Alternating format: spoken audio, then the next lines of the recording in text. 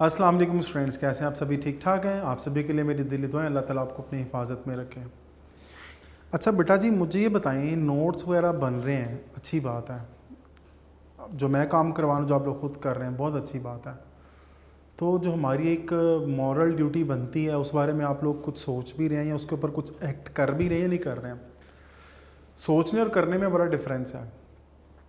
तो मेरी दुआ है आप तो लोगों के लिए कि अल्लाह ताला आप जो सुनते हैं उस पर अमल भी करें, ताकि हमारी एक ज़िंदगी का मकसद बने और हम ईमान वाली ज़िंदगी गुजारें। ठीक है। अच्छा, अब हम आते हैं जी एक्सरसाइज 5B। कल हम लोगों ने इसको डिस्कस किया था, क्वेश्चन नंबर 2 का ए पार्ट, जो कि लॉन्ग डिवीजन मेथड था। बी पार्ट है 5625। क्वेश्चन नंबर 2 का बी पार्ट 5625 ऐसे ही है मेरा बेटा। वही बातें जो मैंने कल की थी फिर रिपीट करूँगा, ज़रा अच्छे तरीके से फोकस कीजिएगा, समझ लें कि कल वाला काम हम आज ही कर रहे हैं। ठीक है ना। 5625 हमने इसको लॉन्ग डिवीजन मेथड के थ्रू सॉल्व करना। 5625। अच्छा, मैंने आपको कहा था सबसे पहले हम लोगों ने पेयर बनाने हैं। सबसे पहला काम क्या करना है, ले जी, ये पहला पेयर बन गया और ये दूसरा पेयर बन गया। कल जो क्वेश्चन था 784, उसमें तो जो 7 था जस्ट एक ही नंबर बचा था, नो इशू। इस बात की तो आपने सोचने टेंशन लेनी ही नहीं ना आपने। अच्छा जी, अब मेरा बेटा ये देखिएगा ज़रा, मैंने अब ऐसा नंबर डिसाइड करना है कि जिससे सेम नंबर्स को मल्टीप्लाई करेंगे तो यहाँ 56 आना चाहिए या 56 से लेस। तो देखिए जी, 7 का क्या होता है मेरा बेटा, 49। प्रॉब्लम ये आ जाती है कि मैं अगर 8 लिखता तो 8 का क्या होने थे, 64। अक्सर बच्चे का गलती करते हैं, सर 7 8 56, यहाँ पे ऊपर 8 लिख देते हैं। तो प्रॉब्लम ये आ जाता है, लॉन्ग डिवीजन का मेथड है कि जो नंबर इधर लिखा जाएगा वही नंबर इधर आना चाहिए। ये मैं बात बार बार रिपीट कर रहा हूँ। डिफरेंट नंबर लिखेंगे, लो जी स्टार्टिंग में उसने पहला, फॉर एग्जांपल अगले सारे स्टेप ठीक हैं, अव्वल तो होंगे, गलत ही ऑटोमेटिकली हो जाएंगे। उसने पहला स्टेप ही देखते हुए लो जी क्रॉस मारा, 5 में से 0 मार्क्स आपके आ रहे हैं। ठीक है मेरा बेटा। अच्छा जी, तो अब हम इसमें क्या करते हैं, कैरी ले लेते हैं। तो 16 में से 9 सब्ट्रैक्ट करें तो 7 आ जाएगा। तो next pair 25 as it is आ गया। 7 का डबल, लास्ट टाइम मैंने आपको बताया था ना कि जो नंबर लिखा गया फिर उसका डबल करना। तो 7 और 7 क्या हो जाएंगे, 14। 7 और 7 क्या हो जाएंगे, 14। देखिए लास्ट पे 5 आ रहा है ना, तो मुझे आसानी से समझ आ गया, क्यों ना 145 को हम 5 से मल्टीप्लाई करके देखें। 5 5 दा 25, 2 कैरी, 5 2 दा 20 और 2 22, फिर 2 कैरी आ गया। तो 5 1 दा 5 और 2 7 7 25 आ रहा है मेरा बेटा। गौर करना, मैं इधर क्या लिखने लगा हूँ, 5, तो फिर किसे 145 को मल्टीप्लाई करेंगे 5 से, तो क्या आ गया 725। रिमाइंडर क्या बचा, 0 या कुछ भी नहीं। तो इसका मतलब square root 5625 is equal to 75। Basically आपके पास कुछ देखिए, आप 5625 है जो मैंने पहले प्राइम फैक्टर्स किए थे। और लॉन्ग डिवीजन मेथड होता क्या है कि आपके पास जब बड़े नंबर आ जाते हैं ना, तो ये ज़हन में रखना, लॉन्ग डिवीजन फिर आपका टाइम भी बचा लेती है और आपके मिस्टेक के चांसेस भी कम हो जाते हैं। लेकिन मसला क्या है, ये मेथड समझ आना ज़रूरी है कि अगर लॉन्ग डिवीजन आपको समझ आ जाता है ना, तो यकीन करें ये प्राइम फैक्टर्स फिर आपको आसान लगना शुरू हो जाएगा। ठीक है मेरा बेटा। ये था आपका बी पार्ट। सी पार्ट आता है जी 6400। सी पार्ट है 6400। सी पार्ट आपका 6400। तो मेरा बेटा ज़रा गौर कीजिएगा, 6400 तो पेयर्स बना लेते हैं। तो देखा जी, ये 2 पेयर्स तो एज इट इज़ आ गए। तो 8 8 का क्या होते हैं, 64। रिमाइंडर क्या बचा, कुछ नहीं। तो ये पेयर तो बचता है ना, तो आप इसका एक 0 ऊपर लगा लें। समझ आई बात की। तो ये तो उससे आसान क्वेश्चन था कि 6400 इज़ इक्वल टू 80। देखें बेटा जी, समझ आई सभी को। मैं फिर बता रहा हूँ, बिल्कुल आसान सा मेथड है, बिल्कुल आसान है। मसला ये है कि हमारी कंसंट्रेशन का होना बड़ा ज़रूरी है। कंसंट्रेशन होगी तो काम करने का मज़ा आएगा। कंसंट्रेशन ही नहीं है तो मैं ओपन चैलेंज करता हूँ कि आपको ये बात समझ ही नहीं आएगी, कभी भी समझ नहीं आएगा। मैं आपको पढ़ा रहा हूँ ना, तो यकीन जाने कि चलें अब तो थोड़ा सा हमें प्रैक्टिस हो गई हुई है। सम टाइम क्या होता था कि एट अ टाइम हम 2-2 बातें 3-3 बातें सोचते थे ना, तो काम ख़राब हो जाता था। इवन कि मैं आपके साथ एक बात शेयर कर ही लेता हूँ। कुछ अर्सा पहले की बात है, तो मैं एक क्वेश्चन करवा रहा था, तो मैं किसी और एकेडमी में था, तो उससे पहले मुझे ना बड़ा अच्छा फीडबैक मिला, चला बड़ा अच्छा पढ़ाते हैं, बड़ा अच्छा पढ़ाते हैं। वही 4 दिन गुजर गए हुए, तो हालांकि आपके डेमो के लिए 2 दिन भी बहुत होते हैं। तो जब 5वां दिन हुआ तो वो मेरा फोकस थोड़ा सा हट गया, मेरी कंसंट्रेशन वो नहीं रही। तो बिलीव मी, जो क्वेश्चन मैंने कई बार करवाया था मुझसे वो गलत हो गया। तो अब मैं ऑफिस में गया हूँ, मैंने प्रिंसिपल साहब से कहा, मैंने कहा सर मुझे कुछ बातें लगी हैं मैनेजमेंट के हवाले से, और कुछ क्लास में एक आपने जो बंदा रखा हुआ है जो चौधरी टाइप होता है, या इन शॉर्ट जो आपने वो जो है ना रिसेप्शन पे रखा होता है उसके थ्रू मैसेज आने, तो वो थोड़ा ओवर कॉन्फिडेंट हो रहा था। मैंने कहा सर क्लास में आकर उसने 2-3 दफ़ा जो है ना इस तरह इंटरफेरेंस किया, तो लेक्चर में डिसकंटिन्यूटी आई, तो फिर मुझे मज़ा भी नहीं आया पढ़ाने का। तो अब मज़े की बात है, उससे अब मैं आके ना प्रिंसिपल को बड़ी बातें सुना रहा हूँ। वो प्रिंसिपल जो है ना साथ जो एक सामने एक और रिसेप्शन पे जो बंदा एक बैठा होता है वो उसकी तरफ देखता है, लेकिन मुझे उस वक्त समझ नहीं आया। वेरी नेक्स्ट डे क्या होता है कि अकेडमी टाइमिंग से पहले मुझे एक फ़ोन आता है, सर वो बच्चे अब बेसिकली आपसे सेटिस्फाई नहीं हो तो आप कल से ना आइएगा। लो जी, एक तरफ मुझे फीडबैक बड़ा अच्छा मिला, वो क्वेश्चन गलत होने की वजह से क्या हुआ कि मुझे फिल वक्त उस अकेडमी से जवाब हो गया। कहने का मकसद ही, आपको बात बताने का मकसद क्या था कि फोकस होना बहुत ज़रूरी है, ठीक है ना।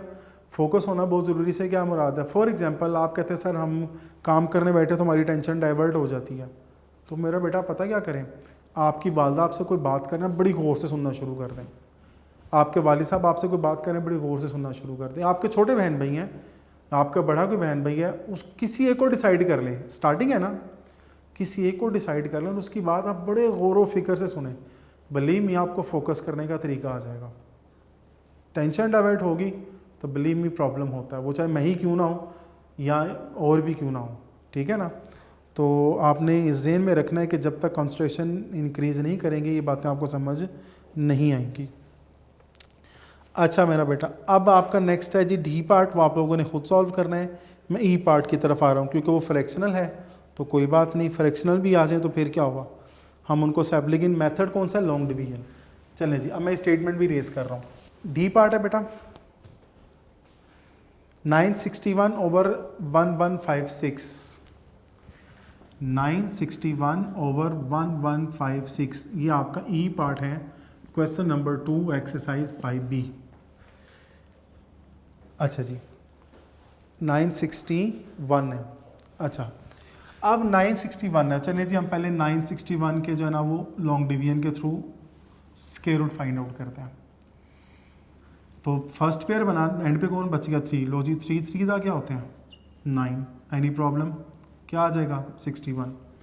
इधर क्या लिखा है मैंने, ये वाला पेयर एज इट इज़ आ गया ना, ये 3 है, लो जी 3 में 3 ऐड करें क्या आता है 6, मसले हल हो गए। इधर 1 है, लो जी 61 को 1 से मल्टीप्लाई करें तो 61 आ गया। नेक्स्ट क्या 1156, 1156, एक ये पेयर बन गया और एक ये पेयर बन गया। तो मेरा बेटा देखिए 3 का क्या होते हैं 9, तो 11 में से 9 सब्ट्रैक्ट करें क्या आएगा 2, और next pair 56 as it is आ गया। 3 का डबल क्या होगा मेरा बेटा 6, ऐसे ही है ना। तो अब देखा जाए फिर मैंने आगे कैसे नंबर से मल्टीप्लाई करना है कि हमारे पास ये आ जाता है। तो अगर मैं करूं 4 से, चलें 64 को 4 से मल्टीप्लाई करें, 4 4 द 16, 1 कैरी, 4 6 द 24, 24 और 1 क्या हो जाएंगे 25, नहीं जी इधर भी 4 आ जाता है और इधर भी 4 आ जाता है, तो 256 आ गया, ठीक है जी। तो 961/1156 जब हमने इसका स्क्वायर रूट फाइंड आउट किया तो फर्स्ट का आंसर क्या आया था मेरा बेटा 31, और 1156 का आंसर क्या आया 34। मुझे बताएं ये जो आंसर है ये प्रॉपर फ्रैक्शन है इम्प्रॉपर फ्रैक्शन है, साथ साथ ये भी रिवाइज कर लेते हैं क्योंकि डिनोमिनेटर ग्रेटर है इस वजह से ये प्रॉपर फ्रैक्शन है। एनी प्रॉब्लम बेटा जी। एफ पार्ट आता है हमारे पास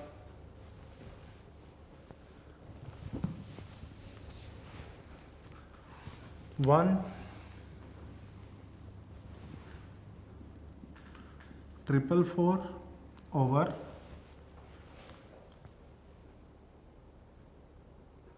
2401 2401। चलें 1, पहले हम इसकी तो लॉन्ग डिवीजन फाइंड आउट करें ना। ये एक पेयर बन गया कि ये पेयर बन गया, तो 3 3 का क्या होगा 9। प्रॉब्लम यह है कि अगर मैं 4 4 का 16 करता वो तो 14 से ग्रेटर हो जाना था, नो प्रॉब्लम। तो 14 में से 9 सब्ट्रैक्ट किया 5, तो नेक्स्ट पेयर क्या आएगा 4। मुझे बताएं फिर हम 3 का डबल करते हैं तो क्या आ जाएगा 6। नेक्स्ट हमारे पास 554 आ रहा है, तो अगर हम 8 से मल्टीप्लाई करें यानी कि 68 को 8 से, ये देखिए हमेशा ही नंबर में सेम लिखता हूँ, तो 8 8 का क्या होते हैं 64, क्या कैरी आया 6, 8 6 था 48, 48 में 6 ऐड करें तो क्या आएगा 54। लो जी ये तो मसला हल हो गया, इधर क्या आ जाएगा 8 और इधर भी क्या लिखा जाएगा 8, 554। लो जी एक तो आ गया हमारे पास। नेक्स्ट हमारे पास कौन आ रहा है 2401 2401। तो अब फिर हम पेयर बनाएंगे मेरा बेटा जी। तो अब ये 24 है ना, तो 5 5 का 25 होते हैं, तो मैं फिर किससे स्टार्ट लूँगा 4 4 का 16, तो इधर क्या आ जाएगा 8। नेक्स्ट पेयर कौन सा आ रहा है 01, नहीं जी 4 में ऐड करें 4 तो क्या आता है 8, ऐसे ही है। तो अगर मैं 89 को मल्टीप्लाई करूं 9 से, तो 9 9 का क्या होता है 81, 8 कैरी, 9 8 का 72, 72 में 8 ऐड करें तो क्या आएगा 80। नहीं जी इधर भी 9 आ जाएगा, इधर भी 9, तो 801, तो रिमाइंडर क्या है कुछ भी नहीं। तो यानी कि 1444 ओवर 2401, और इसका हमने स्क्वायर रूट फाइंड आउट किया लॉन्ग डिवीजन से। तो 1444 का आंसर क्या आया था 38, और 2401 का क्या है 49। Any problem students, any problem students, यहाँ तक समझ आ रहा है आप सभी को? अभी तक किसी बच्चे ने कुछ पूछना हो? अच्छा जी, अब ये हमारे पास आ जाता है फ्रैक्शनल। इससे पहले मैंने आपको जो पार्ट्स करवाए थे वो तो फ्रैक्शनल फॉर्म में नहीं थे, उनके डिनोमिनेटर में कुछ भी नहीं था, फिर हमने किया फ्रैक्शनल। अब हमारे पास कंडीशन कुछ इस तरह की आ गई है, अगर वो आपको क्वेश्चन दे देता है डेसिमल में, और आपसे ये भी कहा जाए जी डेसिमल में आप पॉइंट ख़त्म ना करें। आपको याद है प्राइम फैक्टराइजेशन में हमने पॉइंट ख़त्म किया था, और पॉइंट ख़त्म करने के बाद हमने उसको सॉल्व किया था। अब मैं क्या करता हूँ जी, डेसिमल वाला क्वेश्चन आया है 2168, नहीं चले पहले जी पार्ट करवाता हूँ। 33 जी पार्ट आपका 1.6041 6041। चलिए जी 331.6041। अच्छा जी इसका हमने लेना है जी square root long division method से। मेरा बेटा ज़रा एक बात ज़हन में रखिएगा, समझिए डेसिमल नहीं है। तो मैंने कहा था ना आपने क्या करना है कि पेयरिंग करनी है राइट से लेफ़्ट की तरफ, और लास्ट पे कौन बच गया 3। लेकिन जब डेसिमल आ जाता है तो डेसिमल वाली वैल्यू के साथ क्या करना है, या पॉइंट के बाद वाली वैल्यू के साथ क्या करना है, अब आपने लेफ़्ट से राइट की तरफ पेयरिंग करनी है, लेफ़्ट से राइट की तरफ। ये बात समझ आ गई है? डिफरेंस क्या है कि होल नंबर्स वो होते हैं जो डेसिमल में ना हो, जिनमें पॉइंट ना हो, उनकी करनी है राइट से लेफ़्ट की तरफ। लेकिन जब डेसिमल आ जाता है तो फिर उसके बाद वाले जो डिजिट्स होंगे आपने लेफ़्ट से राइट की तरफ करनी है। अब इंशाल्लाह आप जब ये चीज़ ज़हन में रखेंगे आपका क्वेश्चन गलत नहीं होगा। अच्छा जी अब ये 3 है, चलें जी 1 को 1 से मल्टीप्लाई करें तो 3 में से 1 सब्ट्रैक्ट किया 2, तो नेक्स्ट पेयर कौन सा नीचे आ रहा है 31। तो 1 का डबल क्या होता है मेरा बेटा, ये बताएं ज़रा 2। 1 का डबल क्या होता है 2। अब 231 है ना, तो अब देखा जाए किस नंबर से मल्टीप्लाई किया जाए। चलें थोड़ा सा सेपरेट इधर सोल्व कर लेते हैं। अब 231 2 है हमारे पास जस्ट, तो अगर मैं मल्टीप्लाई करूँ फॉर एग्जांपल 6 से, तो 6 का क्या होता है मेरा बेटा 36। क्या कैरी आ जाएगा 3, 6 टू द 12 और 3 1, ये तो भी काफ़ी स्मॉल आ रहा है, ठीक है जी। तो फिर हम 8 से मल्टीप्लाई करके देखते हैं। 8 8 का 64, क्या कैरी है 6, 8 टू द 16 और 6 कितने हो जाएंगे 224। ले जी ये करे आ जाता है नियरेस्ट इसके। अब हमने किससे मल्टीप्लाई किया 8 के साथ, तो क्या आया मेरा बेटा 224। तो 1 कैरी लें, 11 में से 4 सब्ट्रैक्ट करें तो क्या आ जाएगा 7, बाकी तो 2 में से 2 गया 0, 2 में से 2 गया तो 0 आ जाएगा। नेक्स्ट पेयर कौन सा आ रहा है मेरा बेटा डेसिमल वाला।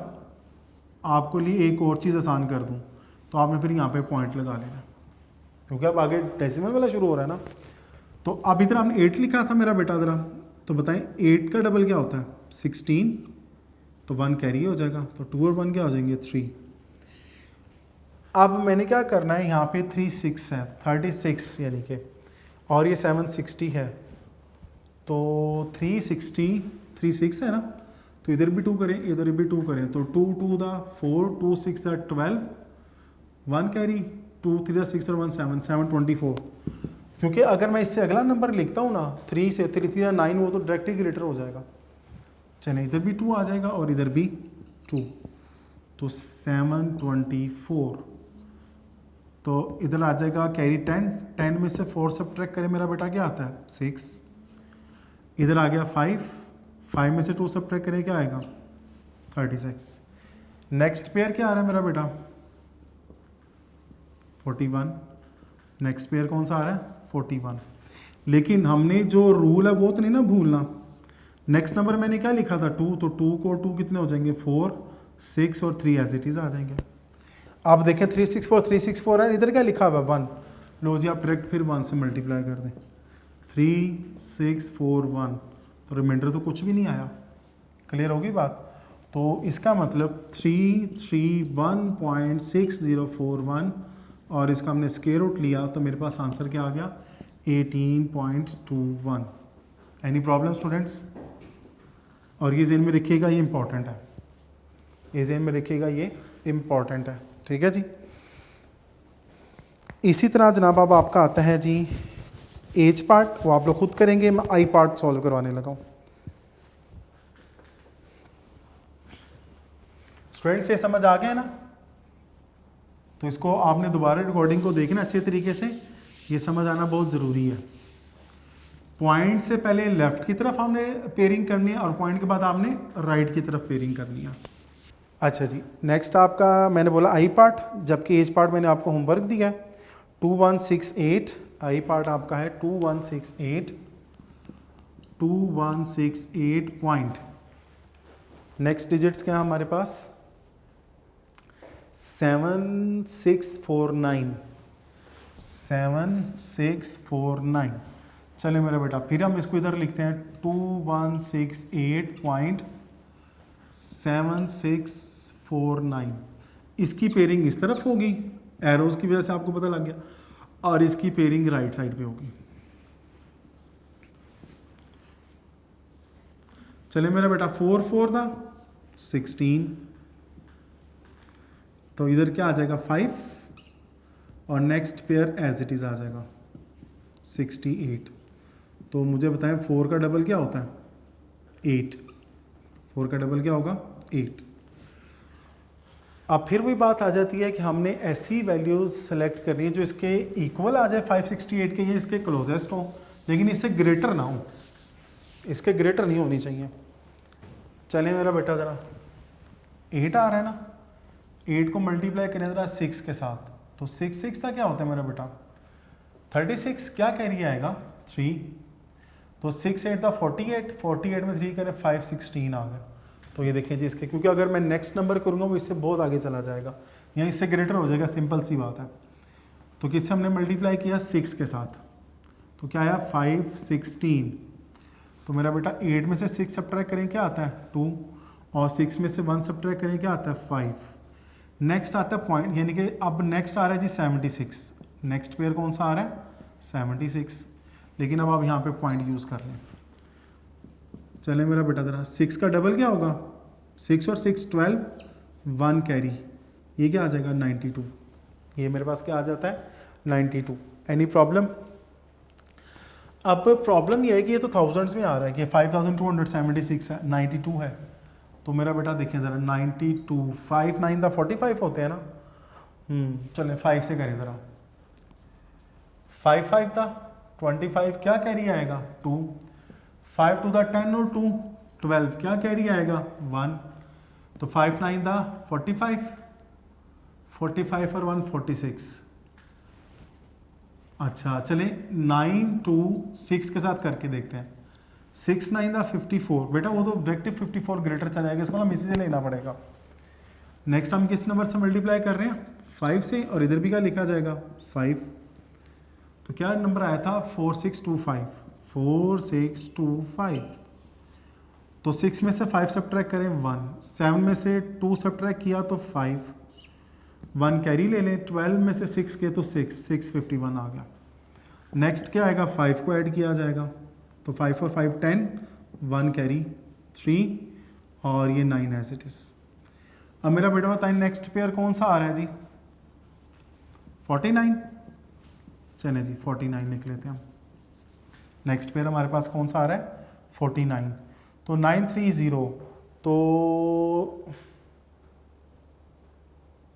अगर आप मल्टीप्लाई करें 7 से, 7 3 21, हाँ जी चलिए 7 से मल्टी देखें 9307, तो आप सेम नंबर पे लिखें 7 7 दा 49, क्या कैरी आया 4, 7 0 0 0 में 4 ऐड किया तो 4 आ जाएगा, 7 3 दा 21, क्या कैरी आया 2, 7 9 दा 63, 63 में 2 ऐड करें तो 65, लो जी वही वैल्यू आ रही है। तो इसका मतलब हमने किससे मल्टीप्लाई करना है 7 से, किससे मल्टीप्लाई करना है, तो 65149, रिमाइंडर कुछ भी नहीं आया, तो 2168.7649, जब मैंने इसका स्क्वायर रूट लिया तो मेरा बेटा कौन सी वैल्यू आ जाती है 46.57। क्लियर होगी बात? ये था आपके पास आई पार्ट। अब आई के बाद आता है जे, जो आपका होमवर्क होगा। तो मैंने एच और जे पार्ट आपको होमवर्क में दिए हैं, इसके अलावा जो पहले थे क्वेश्चन वो भी कुछ एक दो होमवर्क में दिए हैं। तो मेरा बेटा आप लोगों ने वो लाजमी अटैम्प्ट करना, ठीक है ना। तो आज के लिए यही होगा, तो आपने इसको अच्छे तरीके से रिवाइज़ करना है, नोट्स लाजमी कंप्लीट करने हैं।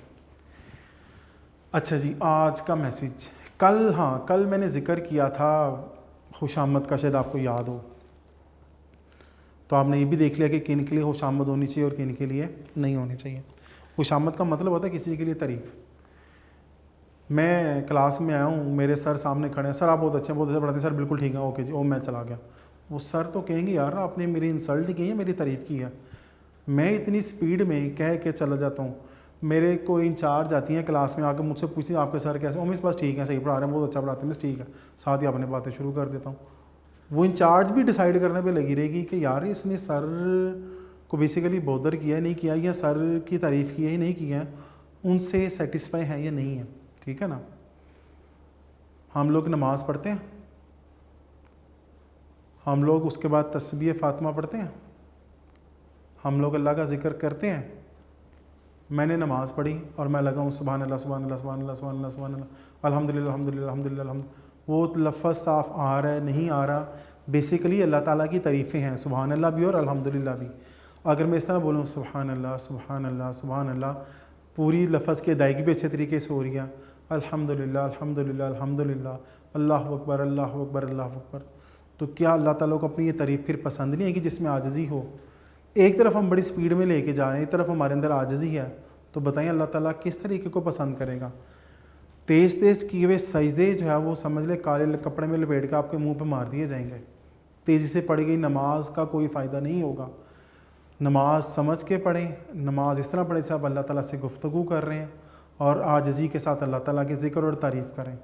अल्लाह ताला की तारीफ़ करते रहें तो यकीन करें कामयाबी हासिल करते रहें। ये मेरा एक आपके लिए चैलेंज है, आप लोग इसको आजमा के देख लें। दुआ में याद रखिएगा, इंशाल्लाह आप लोगों से अगले लेक्चर मुलाकात होगी। अल्लाह हाफ़िज़।